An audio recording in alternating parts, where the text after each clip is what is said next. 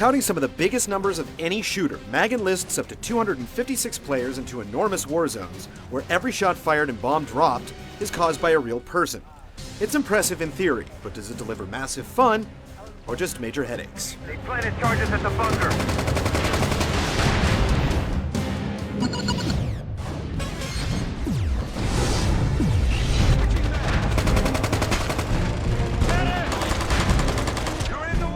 MAG is purely an online multiplayer experience. There's no hack-together single-player campaign and no AI to pad out the ranks. Just you and up to 255 other people. You begin by choosing which private military corporation to enlist in, Valor, Sever, or Raven. Each group has a different vibe, distinct weaponry, and unique maps to defend. It's a big commitment, as you can't change factions until your character reaches level 60, and you can't create a separate character on the same PSN account. Having multiple characters would be nice, but the result of this strict arrangement is that players develop a greater sense of team pride that's just as strong as any fanboy war. Yes, motherfucker. And I ain't letting nobody come save your ass. MAG requires a serious investment of your time in order to get to know the game. At first, your only option is the 64-player deathmatch mode, Suppression, which is considered training for your team. As your experience increases, you're able to engage against other PMCs in larger battles, gaining access to full 256-player games after level 8. Similarly, you can't take on a leadership role until you're level 15, with your success in each mission afterwards determining how quickly you can take on greater responsibilities. Destroy that bunker. Instead of requiring you to choose from specific classes with different abilities, MAG simply identifies your specialization based on your behavior. For instance, if you spend more time healing allies and repairing defenses, you're going to be recognized as field support.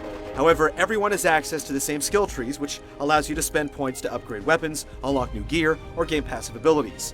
Paying attention to your specialization can keep you from wasting skill points on things you'll never use, but you can respec your character from time to time too.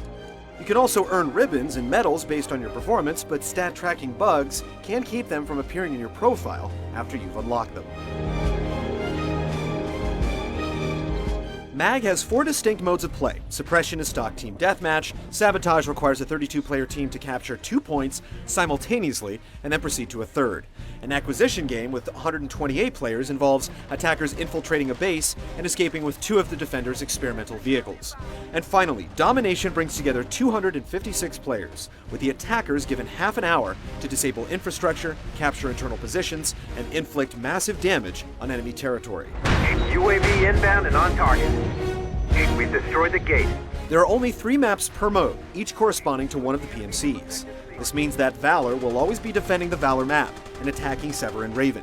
The way it's set up makes sense, but results in a lack of variety overall. Since suppression matches only happen within your team, you'll never see the maps for the other 2 factions. Also, while there are some stat tracking algorithms that determine which maps you fight on, our Valor character rarely saw action in Raven's Domination map. The upside is that maps are appropriately gigantic, which means you'll have to play on each quite a few times before you've seen it all.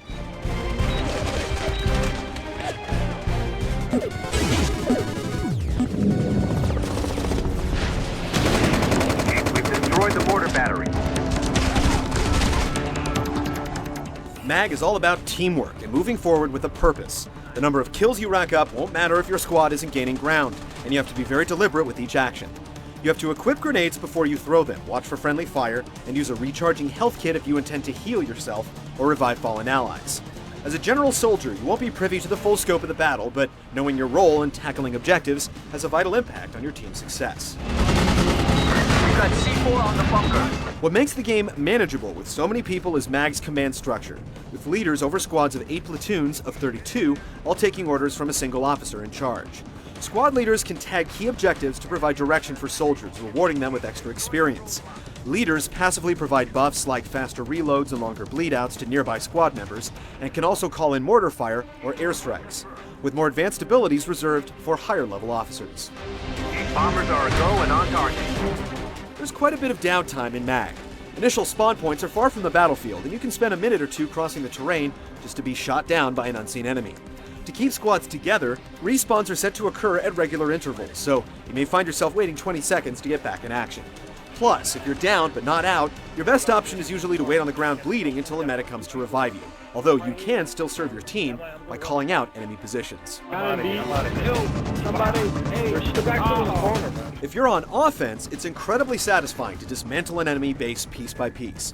You'll destroy roadblocks to move APCs forward, take out bunkers that serve as spawn points, and blow up anti-air batteries to let your own team spawn deeper in enemy territory with helicopters and parachutes. The defending team has to protect these positions at all costs and send in engineers to repair them as quickly as possible. They've captured one of our transports. Destroy it. The advantage always lies with the defense, but there are some balancing issues, as Sever's territory is heavily weighted in their favor. Their acquisition map in particular is a solid row of heavy turrets with little room to flank. A well-coordinated team can succeed, but an attack against Sever is often completely demoralizing as you struggle just to make it past the front lines. When it comes down to it, your enjoyment of MAG depends heavily on your team. It can be a nightmare if medics revive you in the line of fire or if your squad fails to take cover from an exploding bunker. However, if you're communicating and advancing, there's a sense of coordination that few other games can truly provide.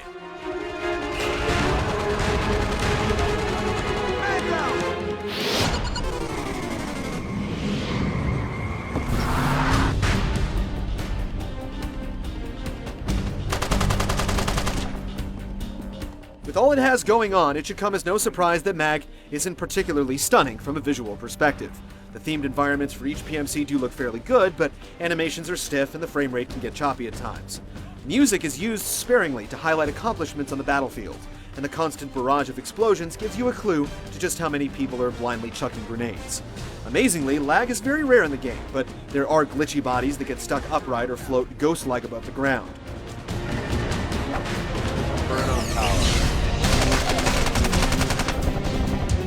MAG places a strong emphasis on teamwork with an intelligent command structure that brings order to battles of enormous scale. It could use more map variety, better balancing, and ways to decrease player downtime, but overall, it's a strong foundation for an ambitious new franchise.